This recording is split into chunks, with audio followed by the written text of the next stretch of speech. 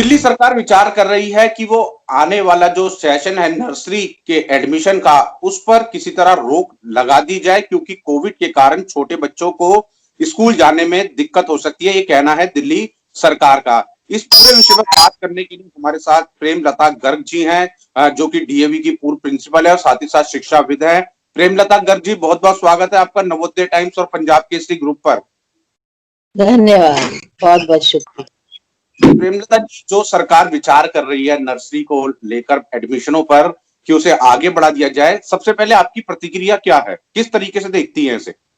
देखिए, अगर मैं स्कूलों की दृष्टि से देखूं तो स्कूलों को पहले ही बहुत ही आर्थिक संकट में है।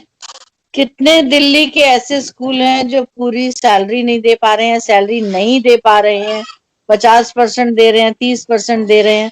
तो स्कूल तो आर्थिक संकट के पूरी की पूरी तरह से ग्रस्त हो जाएगा। और स्कूल आज जिस आर्थिक संकट का सामना कर रहे हैं वो लगातार बढ़ता चला जाएगा।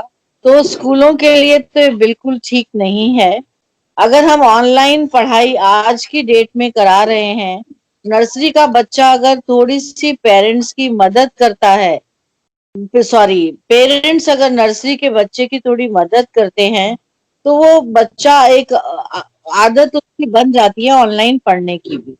अब पूरे साल से पढ़ रहा है बच्चा, ऑनलाइन पढ़ रहा है, एंजॉय कर रहा है। सारी नर्सरी के बच्चों को अगर आप फेसबुक पर जाएंगे, यूट्यूब देखेंगे, तो बच्चे बहुत सारी एक्टिविटीज कर रहे हैं और बहुत खुश हैं। पेरेंट्स भी सहयोग दे रहे हैं। पर अगर बच्चों को हम इस तरह से एक्टिविटीज कराते रहे, पेरेंट्स का सहयोग रहे। कुछ ही पेरेंट्स ऐसे हैं जिनको शिकायत है ऑनलाइन टीचिंग लर्निंग से, क्योंकि शायद उनको फीस देने की प्रॉब्लम है, या फीस देना नहीं चाहते हैं, या फीस देने की वो भी आर्थिक संकट से शायद गुजर रहे होंगे। तो इस तरह से दोनों तरफ की प्रॉब्लम्स तो हैं। तो बच्चों की सेफ्टी सिक्योरिटी देखें तो स्कूल भेजना मुश्किल है। पर मेरे ख्याल से अगर ऑनलाइन पढ़ाई अगर हम कराते रहते हैं और इस तरह से स्कूल आर्थिक संकट से बचते हैं, बच्चे की सेफ्टी सिक्योरिटी बनी रहती है। ये ठीक है कि आज पूरा विश्व भयावह दौर से गुजर रहा है और कोरोना ने पूरे विश्व को परेशानी में डाल दिया है। एजुकेशन सिस्टम पूरा हिल गया है हमारा। हम पूरे ऑनलाइन उस पर आ गए हैं। बच्चों का जो सोशल डेवलपमेंट था वो कहीं कम हो गया है बच्चों का। और पर हमारे पास कोई ऑप्शन नहीं है ऑनलाइन टीचिंग लर्निंग के अलावा। और लेकिन प्रेमलता जी, एक मेरा सवाल है कि छोटा बच्चा जो नर्सरी और केजी में, प्री नर्सरी में होता है, वो क्या ऑनलाइन क्लास के लिए परफेक्ट होगा? आपको लगता है कि इतने छोटे बच्चे को ऑनलाइन क्लासेस कराई जाए? देखिए, ये 3.5+ के बच्चे हैं और अभी भी इस साल भी उनका पूरा ऑनलाइन टीचिंग में ही निकला है। और जो हमने ऑब्जर्व किया है वो बहुत खुशी खुशी बच्चों ने ऑनलाइन क्लासेस अटेंड की हैं। एक्टिविटीज टीचर्स ऑर्गेनाइज करती हैं।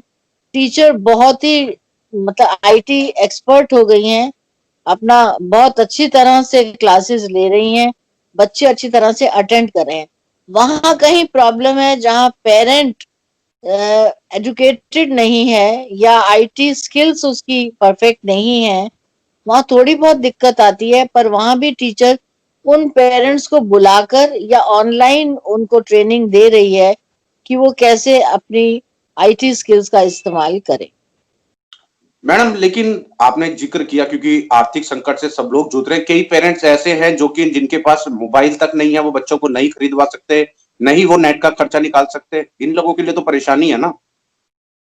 देखिए, गवर्नमेंट स्कूल्स में अगर डिफरेंट इनकम ग्रुप के बच्चे आते हैं तो वहां भी गवर्नमेंट ने कहा कि हम उनको मोबाइल दिलाएंगे। पर आज की डेट में मैं देखती हूँ तो रिक्शा वाले के हाथ में भी एक मोबाइल है। तो हमारे यहाँ जो पेरेंट्स पब्लिक स्कूलों में आ रहा है, चाहे वो ईडब्ल्यूएस कैटेगरी का क्यों ना हो, उसके पास स्मार्टफोन है। अभी तक ऐसी कोई दिक्कत नहीं आई है। जहां दिक्कत आई है, टीचर्स ने अपने पुराने फोन उनको दे दिए हैं और उन्होंने ले भी लिए हैं और कुछ पेरेंट्स ने खरीदे भी हैं फोन। लेकिन जब ये फैसला अगर सरकार लागू कर देती है कि फरवरी से इसे जो है थोड़ा आगे बढ़ा दिया जाए, जून जुलाई में कर दिया जाए, तो इसका आर्थिक तो आपने बता दिया कि नुकसान होगा, लेकिन जो साल का डिफरेंस हो जाएगा, इस साल को भी देखें तो पढ़ाई ऑनलाइन ही हुई है, और जो इस साल अब जो नेक्स्ट ईयर आ रहा है उसमें उम्मीदें भी होंगी, तो इसको किस तरीके से आप देखती हैं? देखिए, बच्चे को तो फिर बच्चे का तो एक साल एक गैप ईयर आ ही जाएगा। बच्चे का जुलाई से अगर शुरू करते हैं तो वो फिर भी छोटे बच्चों का सिलेबस इतना नहीं होता है, एक्टिविटी बेस्ड होता है, पर उसको जो बेसिक्स पढ़ाने हैं हमने, जो बेसिक नॉलेज देनी है, जो हिंदी इंग्लिश और मैथ्स की बेसिक नॉलेज देते हैं, उससे बच्चा पीछे रह जाएगा। उसका हम सीधे अपर केजी में भी एडमिशन नहीं कर पाएंगे, क्योंकि 2 साल का सिलेबस आप इकट्ठा नहीं करा सकते, एक ही साल का सिलेबस इकट्ठा करा पाएंगे। तो इस तरह से एक गैप तो बच्चे में आएगा। जैसे बच्चा स्टेप बाय स्टेप चढ़ता है, ऐसे ही जो नॉलेज गेन करते हैं वो भी स्टेप बाय स्टेप हम गेन करते हैं। तो एक स्टेप मिस करना, जंप करने में काफी मिस चीजें हो सकती होंगी। एक आखिरी बच्चे सवाल मेरा मैडम आपसे है कि की जो नींव है वो कहीं ना कहीं थोड़ी कमजोर तो होगी। जी और अपनी बात पेरेंट्स, पूरी कर लीजिए, बात पूरी कीजिए आप अपनी। बच्चे की जो नींव है, जो हम 3.5 साल में नर्सरी में जो उसको बेसिक कॉन्सेप्ट्स पढ़ा रहे हैं, हिंदी इंग्लिश और मैथ्स के बेसिक कॉन्सेप्ट थ्रू एक्टिविटीज करा रहे हैं, बहुत सारी एक्टिविटीज ऑर्गेनाइज ऑनलाइन भी हो रही हैं। तो अगर वो 1 साल का गैप पाएगा, पेरेंट खुद परेशान हो जाएगा। घर में बच्चे सारा दिन टेलीविजन देखेंगे और जिसके थ्रू लर्निंग नहीं होंगी, और वो वायलेंस वाले भी सीरियल देखते हैं, कार्टून देखते हैं, और उससे बच्चों में एग्रेशन भी बढ़ रहा है। तो बच्चों को अगर हम ऑनलाइन 2 घंटे 3 घंटे पढ़ाते हैं तो उससे उसका डेवलपमेंट तो हो रहा है, और पेरेंट्स का उसमें कोऑपरेशन बहुत जरूरी।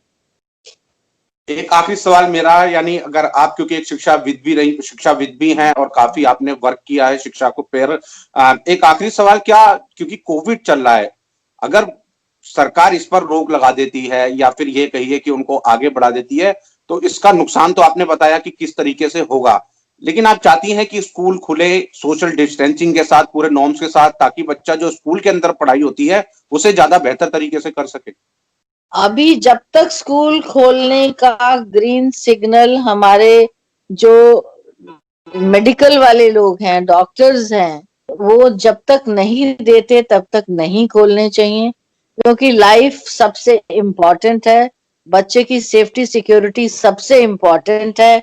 तो इसलिए स्कूल खोलने का तो फैसला मेरा नहीं होगा, ये जो एक्सपर्ट्स हैं, जो इस फील्ड से जुड़े हुए हैं, मैंने ये नहीं वो कहा फैसला तो मैडम सरकार लेगी, या वो सरकार लेगी, प्रशासन लेगा, आप क्या चाहती हैं कि मतलब जब कोविड के मामले थम जाए, दिल्ली में तो रिकवरी रेट कम हो ही गया है काफी, रिकवरी रेट। थम जाए तो खोलने चाहिए, अगर थम जाए तो खोलने चाहिए, सोशल डिस्टेंसिंग के साथ प्रिकॉशन लेते हुए खोलने चाहिए।